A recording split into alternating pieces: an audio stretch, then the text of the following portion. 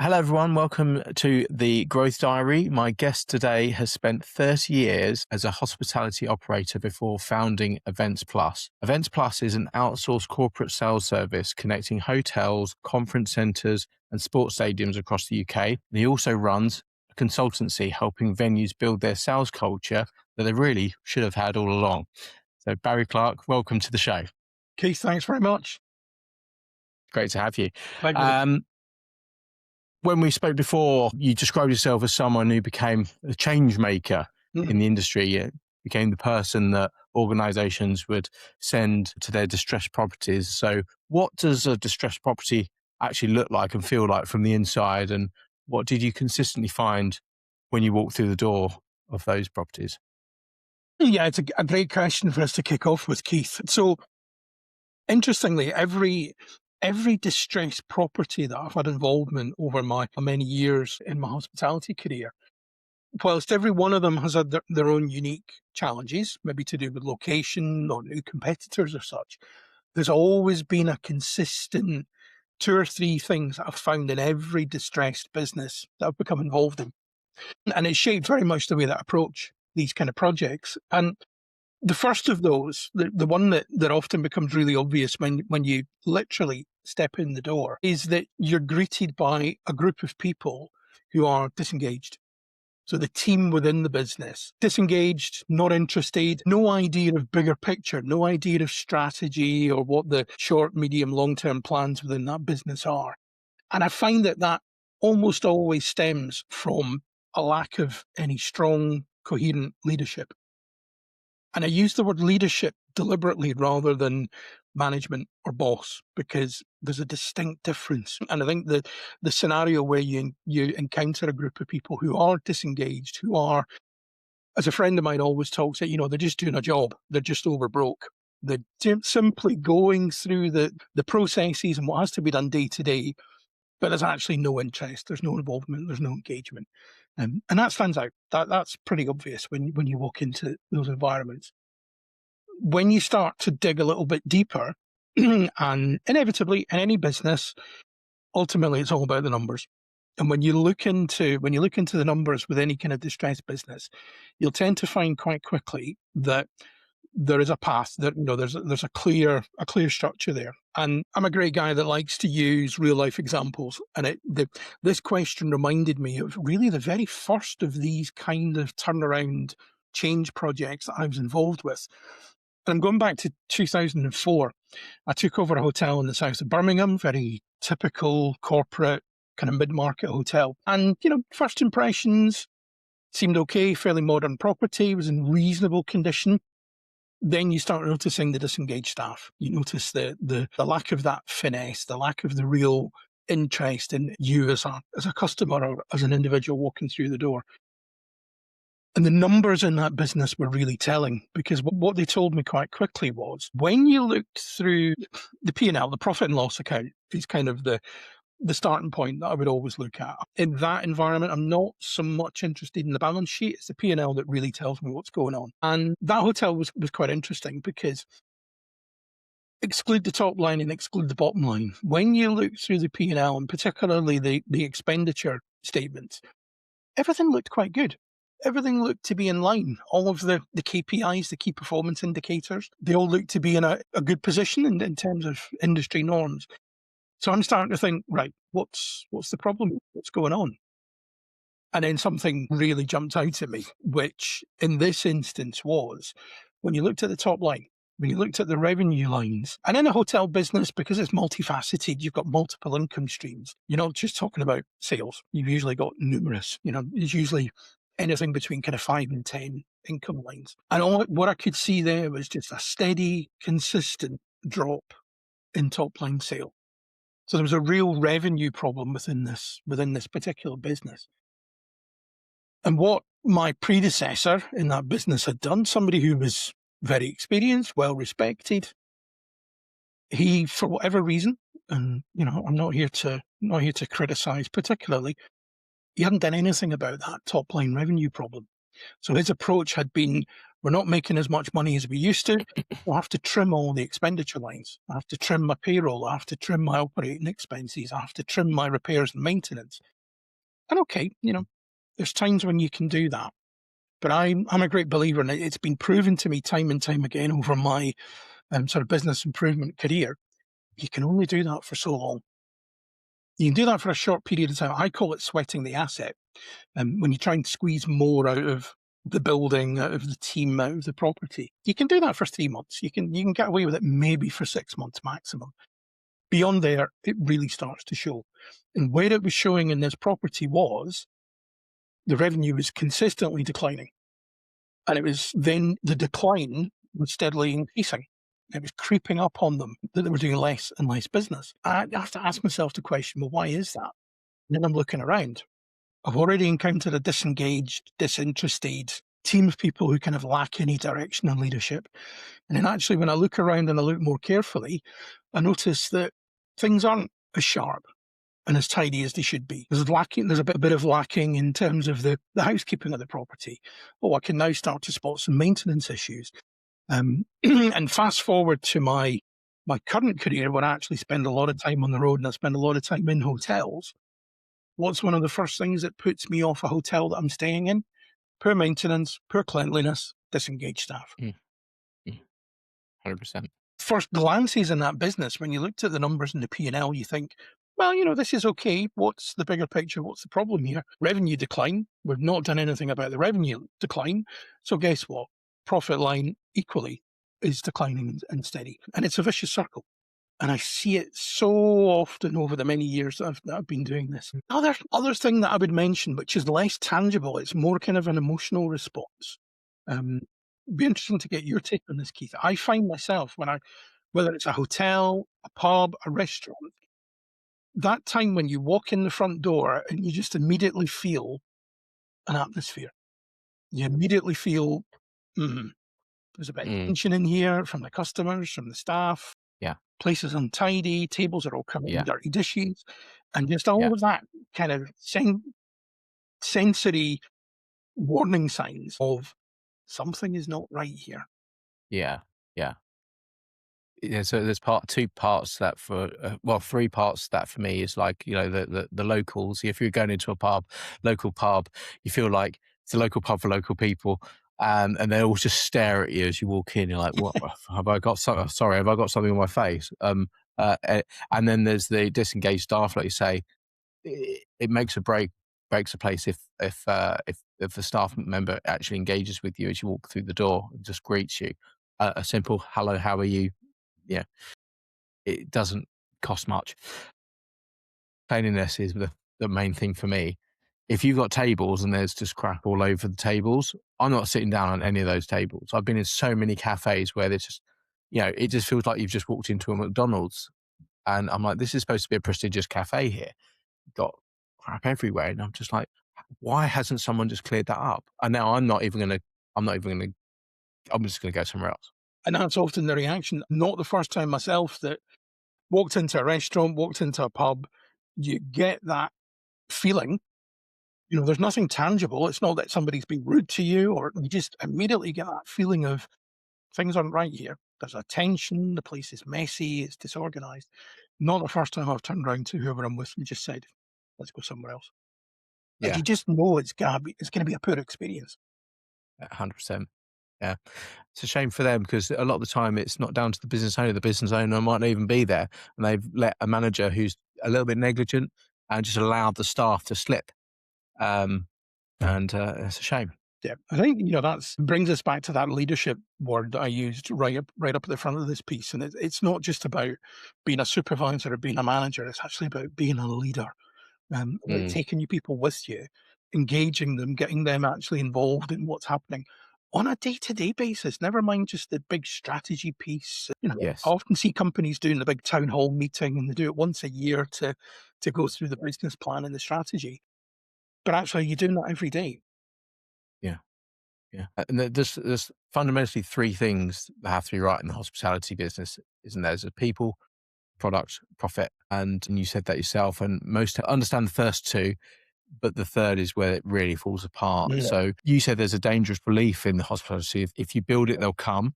Yeah. Where does that belief come from? So a little bit controversial here, but probably most of this interview is going to be a little bit controversial, probably, Keith. Let's do it. Dive in. I am a bit edgy and I like to say things that other people maybe don't feel comfortable to say. And I think there's a couple of really kind of deep-suited challenges within the industry, and one of which is that I see so many business owners, senior managers, senior leaders within a business, and they spend too much time working in the business and not working on the business.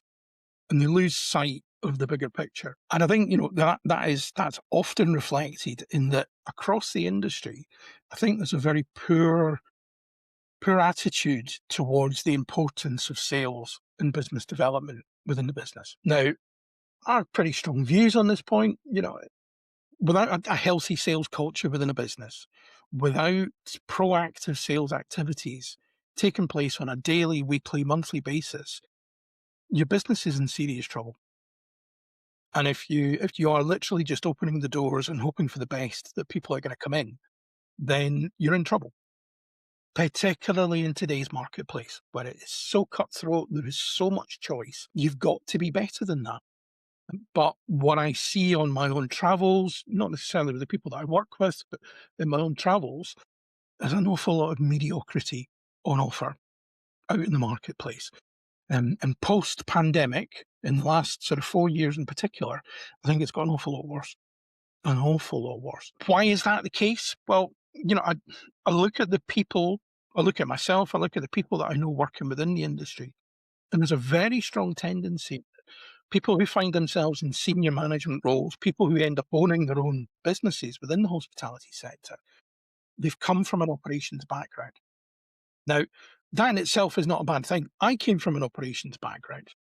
The first 15 years or so of my working life, very much hands-on, operational, working in the business. But at those times, I wasn't the critical business leader. I was part of the structure within that team. But I see an awful lot of people who then find themselves in ownership or senior leadership roles, and they've not stepped away from that operational working in the business. Now, I'm not saying as a business owner, as a senior manager, as a unit manager, or a senior manager within the hospitality business, I'm not saying you should never roll your sleeves up and get your hands dirty. It's all about balance. I come back to a client that I was doing some project work for pre-pandemic, a number of years ago. And one of the very first comments, somebody I knew, and then they'd asked me to come in and get involved in this business, that they'd obtained a management contract to bring a hotel out of administration and to reopen it to the public, and wanted me to be the boots on the ground to lead it for them. One of the very first comments he said to me, and it's stuck with me ever since, said, "Barry, don't ever forget, you're here from the neck up. I want your brain, I want your experience, I want your knowledge, I want your leadership skills." He said, "You're a very, very expensive waiter if you're running around downstairs, cleaning tables and washing dishes. You're here from the neck up. Everyone I mean, else it's a is here." different conversation. It's a different conversation if you're there for the neck down. Absolutely. Absolutely. It's probably been a very short conversation as well, quite frankly. Yeah. I think it's time for me to go home, because it was a business with a lot of challenges. It had gone into administration, it had been closed for about a month or 6 weeks. My job was literally to reopen the doors and get it back on its feet. Yeah. And you're not going to do that by running around getting your hands dirty all the time. I was all about relationship building. It was about overcoming the challenges of the business having failed and gone into administration. And it was about rebuilding the sales and marketing activity to get that business back on its feet. In a lot of cases, we don't get that balance right. And largely it's because I think, a lot of my friends and colleagues out in the industry have not had the exposure and the accountability for the sales, marketing and commercial side of the business. They've been focused as operators. And that's a long-rooted thing. I would say that's been a challenge all the time that I've worked in the industry, nearly 40 years. If anything, I think it's becoming more extreme. because of the way that the industry has changed. We've now got a lot of multiple layers of ownership and management, especially within hotel properties. You've got a lot of management contracts where the commercial activity, the sales, marketing activities are all taken care of off-site. So the people who are actually hands-on running that business are not particularly challenged in terms of what is our sales plan, what are we doing to drive revenue, how are we maximizing income. And for me, that's a fundamental mistake in any business. The person who's running that operation should be accountable for the sales and commercial activity. I agree 100%. Your business represents hotels, conference centres, sports stadiums directly with the corporate booking agents, and you're opening the doors that individual venues simply just can't get on their own. So walk me through what that looks like day to day. Why would a venue choose that model over trying to build their own sales team internally? Sure. No, it's a question I'm asked on a virtually daily basis. There's, there's a few different levels to the answer to that, Keith. Um, we talk about the MICE industry, meetings, incentive, conference, and events. It's a business sector I've been involved in virtually all my working life. It's quite an old-fashioned business sector. So even now today, 2026, it's all about who you know. It's not about what you know. All about connections. It's all about relationships. Mm. Don't get me wrong, it is evolving. It is. I do see change happening, especially at the moment because we're seeing a lot of younger people coming into the industry. Inevitably, my generation and the next one above, we're kind of counting down to the end of our working lives. So inevitably, there's going to be that change. I think there's a real societal change happening that I'm in my early 50s. In my sales career, in my commercial career, I was helped to understand the importance of building relationships and really getting to know people. So literally, the bookers, the buyers in many of the big corporate agencies around the UK who have hundreds of thousands of pounds worth of business to place into the venues that we work with. When I phone them, they will take my phone call because they know me. When I want to go and see them, they will make the time, they'll invite me into their office to go and see them and have a coffee and talk about the businesses that we represent. I know firsthand from having been there as a hotel GM, one day working for a corporate company who essentially have the marketing budgets to buy access to these people, that I could pick up the phone and they would take my phone call, to finishing one job, literally going to an independent hotel the following week, as you would normally do as a commercially minded manager, picking up the phone, telling everybody, oh, change of role, new hat on, the rest of it. And I had some of these people turn around to me and say, great news, Barry. Wish you the best of luck. I'm a little bit awkward, but I actually can't talk to you because there's no commercial terms in place.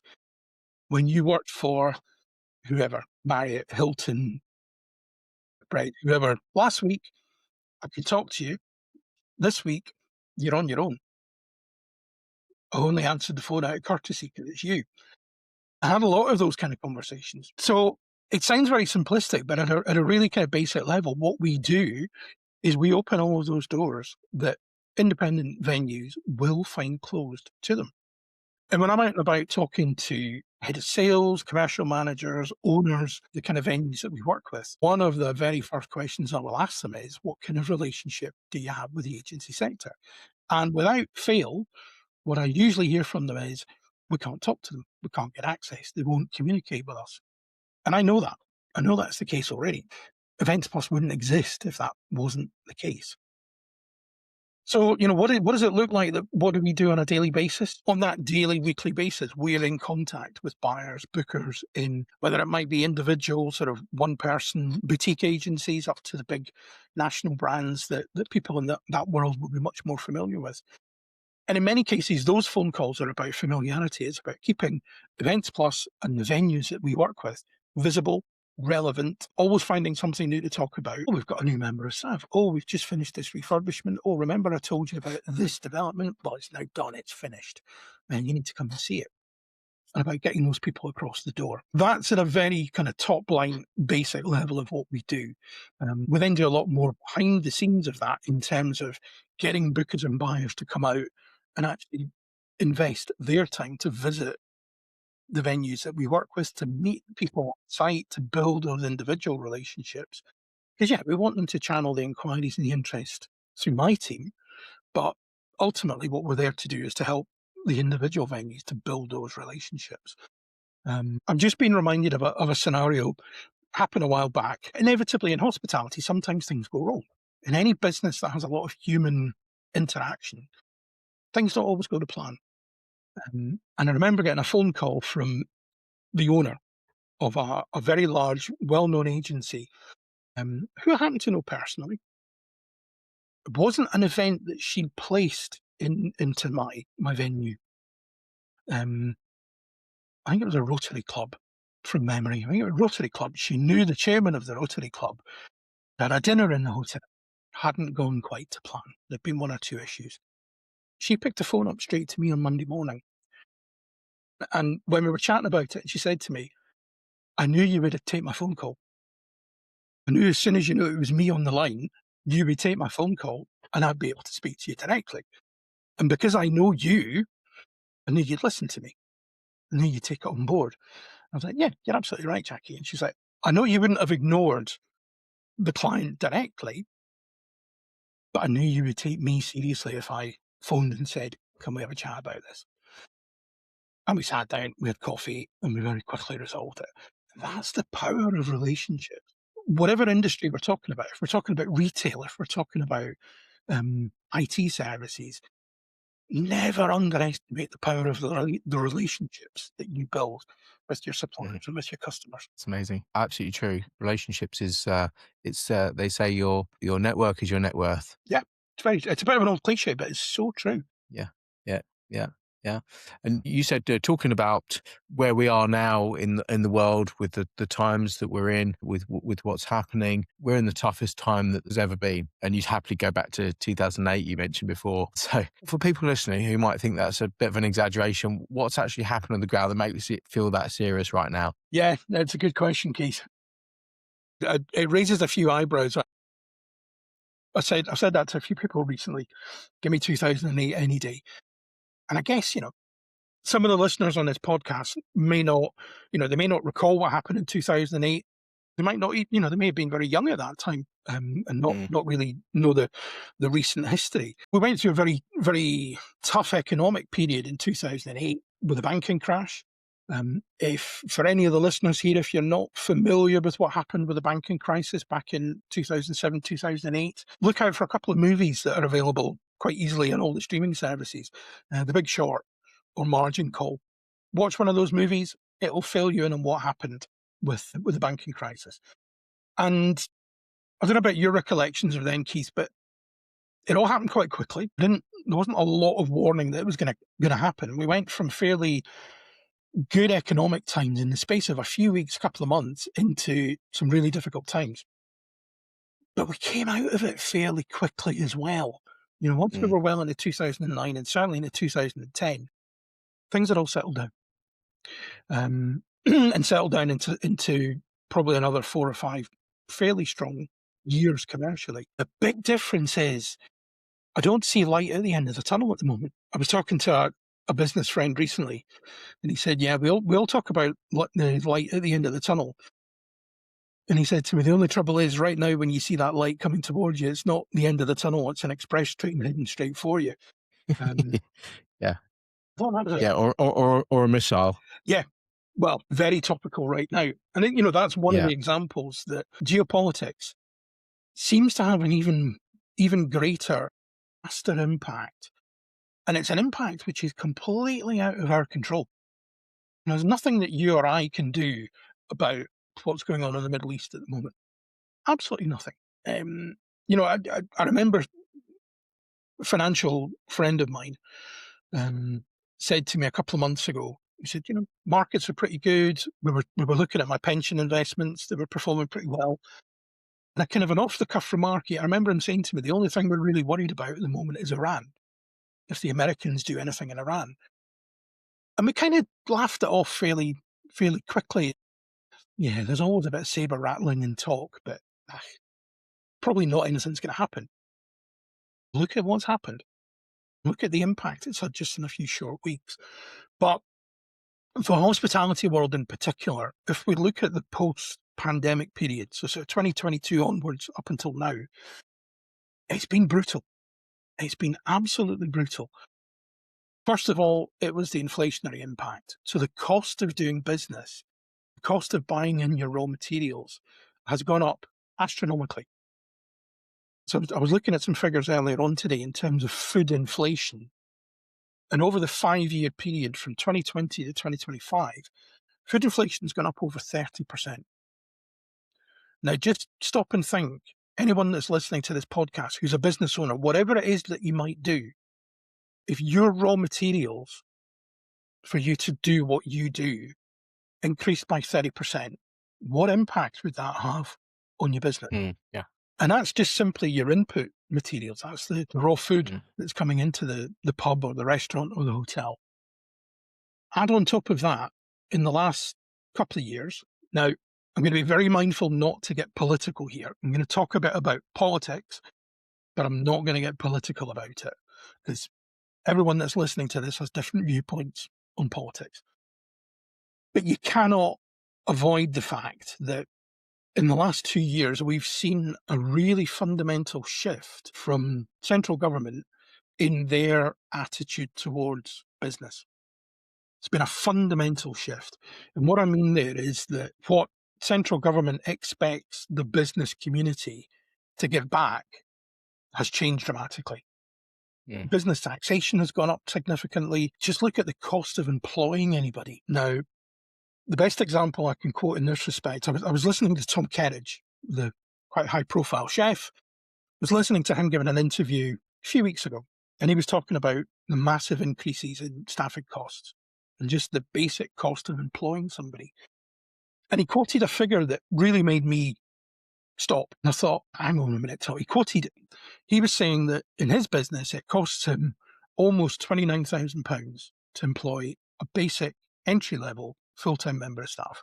Landed with me with a bit of a jolt, to the point I'm thinking, I think you've got your numbers wrong a bit there, Tom.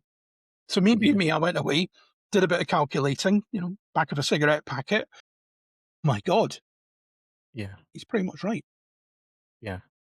Once you add in national insurance costs, once you add in taxation costs, when you add in, contributory pension, holiday pay, etc., and that's increased massively compared to just 2 or 3 years ago. And I think, for me as a business owner of 2 small businesses, what I'm seeing is that the central government's attitude to business has changed fundamentally. But more importantly, I'm not convinced that they understand, especially in the SME world, the small, medium enterprises, which makes up a staggeringly huge proportion of the UK economy. Yeah. Did some quick online research. AI came up with a figure of 90%. I don't think that's quite right. I think that's too high. But even if it's 60, 70%, there's a massive difference between what an SME can absorb compared to a Google or an Apple or a Microsoft. Should bigger business be contributing a bit more? Probably a fair argument. Let's not get too distracted by that. But SMEs that are struggling for every penny of profit that goes onto the balance sheet, can they absorb some of the increases that we've seen pushed in our direction over the last few months? Well, the evidence is, no, we can't. Because on a daily basis, I'm logging on to the news and seeing more SMEs that have said, enough's enough. We're calling it a day. So feels to me a bit as though, as a small business owner, I think we're being asked to contribute a bit too much. Is it right that we should be getting asked to contribute a bit more? Probably fair. But I think we've been asked to contribute too much. And has this shift in philosophy about business taxation and business returns back into the economy, if businesses are closing left, right and centre on a daily basis, that's people out of work, that's people out of jobs, that cannot have a positive impact on the economy. So in Yeah. that respect, I think we're in a perfect storm at the moment. I read something this morning just before I came on here. One of the trade press in the hospitality industry was that was a fairly bold quote that was saying most businesses are only just breaking even at the moment, and I can believe that. Mm. And you're an SME owner, Keith. I'm an SME owner. It's not just a 9 to 5 job. You don't just clock in the morning and clock home at night. It's a 24/7 obsession, basically. You're never really Yeah. off business when you're a business owner. You never really. I struggle to completely switch off. You've got to ask yourself the question eventually: what's the Mm. point if I'm not Mm. actually making any money? Yeah. Yeah. It does run through your mind sometimes, sometimes, when you think about the life of an employee, um, being able to clock off at 5 o'clock, 6 o'clock, whenever that is, go home and totally switch your mind off to that working world and having that work-life balance. On the flip side of that, you don't know what's going on above you. No, no. You are so sheltered, and all of a sudden, and you're seeing it a lot more now with AI coming in. Uh, people are getting emails saying, "Oh, we're making you redundant. You're being replaced, or we just can't afford to pay you anymore Mhm. for whatever reason." And you had no idea, you didn't see it coming. Whereas a business owner, you can see those trends. How you can see it quietening down a bit. You can twist a few knobs to, pull it, switch on the lead gen machine again, and start to, generate a bit more business for yourself. But you just don't know what's happening when you're an employee. No, no. Yeah, and you use that word sheltered, which I think is really appropriate because, I've always seen as a senior leader, whether it's in employed roles or in my own businesses, part of my function from my employees, for my team, part of my function is to protect them from that. They don't Mm. need that stress and strain. I don't think it does any harm to share a little bit of it occasionally, just to kind of, Yeah. here's the bigger picture. This is what is going on elsewhere. Mm. Don't just think, as a business Yeah. owner, I'm making loads of money and having fancy holidays Yeah. and new Yeah. car every 6 months. Yeah. If only. If only. Yeah. So I don't think it does any harm to share a little bit. But frankly, someone who is that entry level minimum wage member of staff, as critically important as they will be, it's not their problem. Yeah, yeah. I think actually sharing a little bit is healthy, just so they don't rest on the laurels, so they don't Absolutely. underperform. Yep. Um, Feeling like actually, if I don't perform, business is actually going to be affected by this because it is a small, medium-sized business. Yeah. And if they don't perform, it's going to affect, and then my job's going to be at risk. And if they actually understand that end-to-end process, I think a lot of people would actually pull their socks up a little bit. And I would wholeheartedly agree with that. It's a practice I've often used, Keith, particularly in those kind of turnaround improvement projects where I've arrived into a business that is not performing well. And in many cases, it is not the fault of the floor staff that business is performing badly. Mm. But right at the very beginning of this chat, I mentioned about the disengagement and the lack of involvement in a business. And it's remarkable when you actually sit people down and share an appropriate level of information. And I've done it a number of times over the years. I remember in my kind of most recent employed role, cranky, that's going back about 10 years, the shock on people's face when I sat all the team together and kind of spelled out, here's some hard facts, truths, guys. This business actually doesn't make any money. The owners have been balancing the books and writing checks, some quite sizable checks, to balance the books for a number of years. That can't carry on. Okay. So, bit of a reality check. Things have to change. Now, please come with me on this journey. Come with me on this journey of change, because actually you're a lot more directly involved in that than you maybe think you are. Because if this business carries on in the trajectory it's heading, it's going to fail. And that's going to have a significant impact on every single one of us.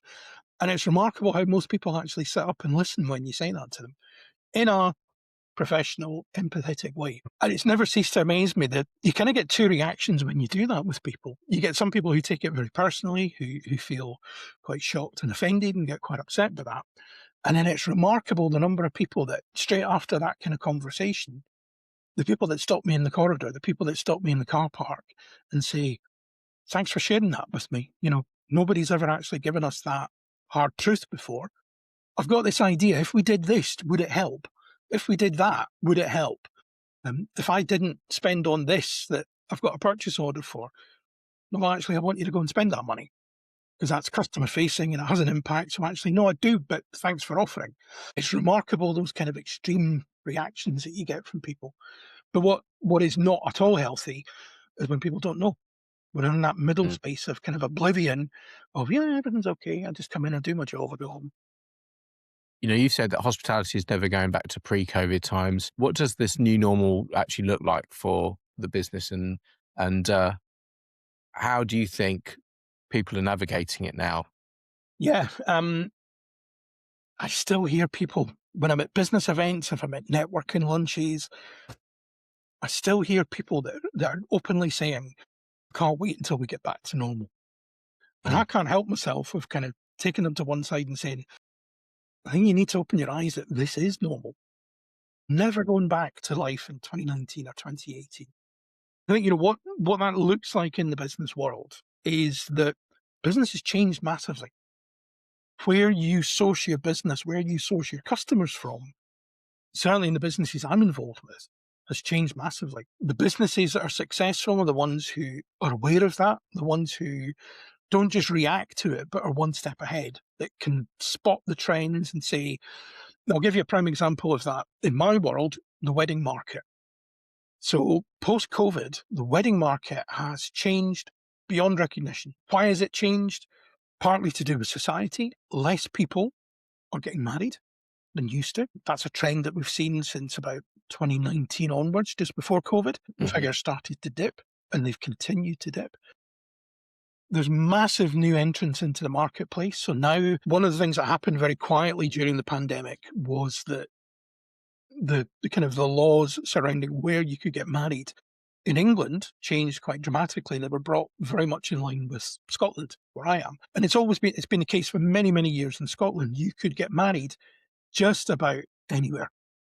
If the celebrant, vicar, priest, whoever was happy with your venue, it could be a field, it could be a shed, it could be a barn. And England's pretty much come in line with that. So there's massive new entrants and a whole host of competition that never existed beforehand. So that's had a massive impact. The traditional wedding market changed beyond recognition, but I still see a lot of traditional wedding venues hoping that, the market will come back next year. Mm. Sorry, it's not going to happen. Interesting. So I think you've got the smaller venues then going to be impacted because all of a sudden they've got these new locations that wouldn't have been venues previously. People who are at the lower end of the market in terms of expenditure, they'll be like, well, I can't. It was a push to go to that one before, but now I can go in the field, and they're going to feel that pinch. I think maybe the top end, there's these nice manors and these really exclusive venues, they might not feel that pinch so much. And I would say that I think that's quite a general trend across the economy Mm. as a whole, Keith, that, Yeah. within my business, we've made a conscious decision this year that we've shifted our targets up market. So Mm. we are consciously spending more time and more effort engaging with venues at the premium end of the marketplace. And why have we done that? Because they are less impacted by all the economic changes as opposed to those in the middle sector and at the bottom end of the market. Yeah. And we're seeing some success with that strategy. They've still got the marketing spend and the sales budget spend to invest. Whereas the businesses in the centre, in the mid-market, they are really, really squeezed Mm. to the point of they're actually, look, I can't afford to invest in anything. Mm. I'm really sorry to hear that. We don't work for free. Free doesn't pay my mortgage. And I have Yes. to be quite harsh about that sometimes. So, I mean, that's a conscious, and it's a strategy that I would encourage anyone in business to consider. I'm not saying blindly don't do it, but I would seriously recommend right now that you consider that, because those at the premium market, they're not impacted nearly as much. Their customer base tends to be higher net worth individuals with more disposable income who are still spending money. Looking at the current times we're in now, obviously AI is a big part of business nowadays. It's affecting the world. It's affecting how we do business. Um, I agree that some startups who try to automate their entire process Yeah. are the ones that are going to be confused as to why it's not working. You know, I've heard about AI. It should transform my business. So you need to understand that. I think people need to understand that you still need the human, what we call human in the Very loop, much. right? And so, where do you find the human AI element crossing over? Where does it need to stop? Where does humans need to begin? Yeah, such a topical question, Keith. I'm really glad you asked that, actually. So to me, call me old fashioned if you like, in the commercial world, in the sales world, a fundamental principle that I would encourage everybody to embrace: people buy from people. So we're all humans, despite what we might think. We are all human beings. We're emotionally driven beings. We tend not to make decisions based on facts and figures. The facts and figures will influence our decision, but our actual decision whether to do something or not to do something much more often is driven by emotions and feelings rather than cold hard facts. So in that commercial buying world, if you trust AI as a tool to work your full complete sales function, you're eliminating the human factor. You're eliminating that emotional decision making factor. I'm not meaning to suggest that I don't believe there's a place for AI and automation within the sales function. There absolutely is. But it's in, I use the word automation deliberately because there's a lot of the kind of outreach, whether it's cold or warm outreach, there's a lot of the early qualification functions of, right, this person has shown some interest in our product. Do they actually fit our customer profile? Are they the kind of people that we want to sell to? Is there any point in them actually buying our product? What is it going to do for them? Is it actually going to help them? Is it going to solve a problem? Is it going to improve their Mm. business function? Is it going to improve their life? A lot of that can be automated. And the Yeah. beauty of that then means that you can handle much greater volumes in terms of outreach, in terms of cold response, and in terms of qualifying out. And that qualification process is so important. So many people that I work with don't understand that basic principle of qualification. And they're scared to actually say, you're actually not a customer that we want to engage with. You're not Mm. going to become a customer because we actually can't do anything for you. Mm. They're too scared to say, actually, our product costs X and you can't afford it. You don't have Yeah. budget. So let's not waste each other's time. Yeah. Then we get into a whole different world of discounting and people dropping the value. And that's a whole other conversation. So for me, in the kind of the whole sales process to me has two parts to it. You've got the sales process, which is very much about engaging with opportunities, attracting prospects into your sales funnel, and then really quite viciously qualifying out people that don't match the right criteria in your sales funnel, so that what you're left with is actually really good quality prospects. And arguably, that is the point where human intervention has to happen. And to me, that's when you shift from the sales process into the buying process. And the distinction with the buying process is that's when you're now helping your customer to make that emotional decision of, yep, I like these guys, I trust these guys, they've got a solution to the problem that I've got. It's affordable. I might not want to spend the money, but let's be honest, it's affordable and I'm going to get the outcome I'm looking for. Once you then, when you proceed into the much more detailed parts of that buying process, when you get that customer who says to you, I need to think about it. I'm not quite sure. I want to go and discuss it with my business partner. I want to go home and discuss it with my partner at home. I don't believe AI is in a place yet, and I think it's probably quite a long way off where AI can effectively handle that kind of scenario, because you're dealing with somebody's emotions and feelings. And to have the conversation, part of the sales training that we do is, what do you do when that happens? What do you do when the customer says to you, no, I'm not ready to buy yet? And that's that classic scenario I described when no doesn't mean no. No means not yet. I'm not ready Yeah. yet. And I think that's where the human has to get involved to then have a trust-based emotional conversation of help me under what is it you're thinking? Why are you feeling that you're not ready to make this purchase yet? Yeah. What have I missed? Yes. Tell me, it's my Yeah. fault. I haven't got you to the point where you're ready to say yes yet. So that's my fault. That's on me. Help me understand, what have I missed? And then, to take that a bit further, once you get into actually negotiating a deal and then closing down and actually getting that person to say yes, to sign the contract, to hand over the cash, again, it's all emotional driven and it's all about trust and human relationships. Yeah. 100%. So for me, that Yeah. is something that I have quite strong opinions on, that there absolutely is a powerful place for automation and AI within the sales function. Mm. But at some point, humans have still got to get involved. Yes. Yeah. Agree. 100%.